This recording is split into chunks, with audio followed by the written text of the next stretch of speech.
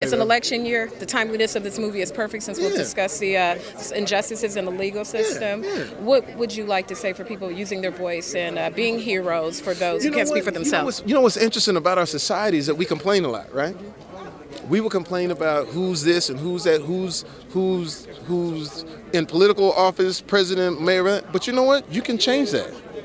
So all of my friends is making jokes about whoever. I say, hey, well, they didn't vote for themselves. Absolutely. So all we do is, when it comes to the voting, go vote.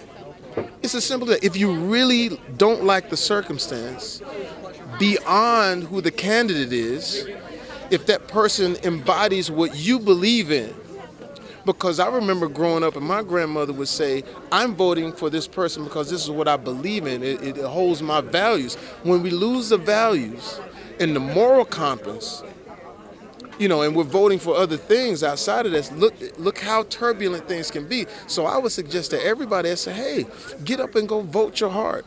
Vote beyond the candidate.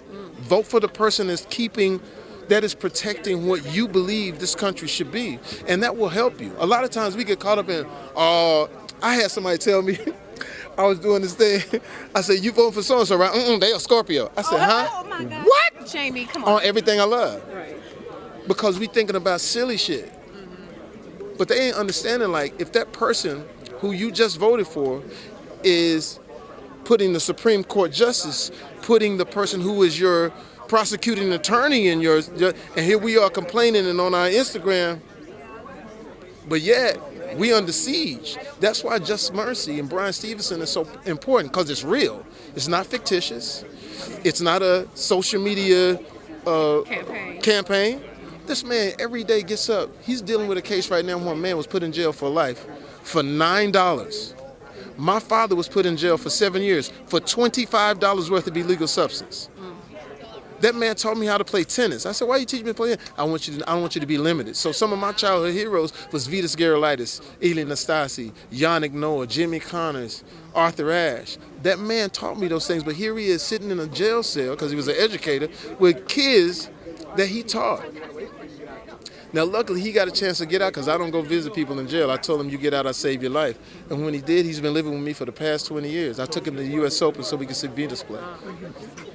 So we got to just be serious about it. If we really serious about it, we can change anything we want. You know what I'm saying? And so that's why Just Mercy is so amazing. I hope we don't miss the boat on this, because it's not a fictitious story. This is real. Michael B. Jordan, what he did in Fruitville Station was amazing, because that narrative touched us.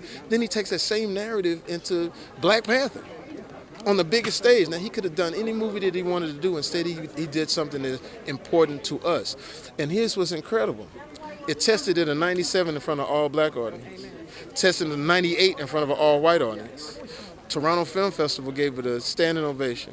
It's an A+ cinema score already. So I say that to say, don't get fatigued. Come see this wonderful film. Be entertained by it. There's some incredible performances in it.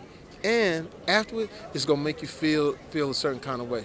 You're going to want to get up and do your thing. And make sure you keep an eye on your camera. Eli Nastasi, with or without the bird? Alien Nastasi, what? With or without flipping the bird? Either way, because that's what he was. He was a nasty man.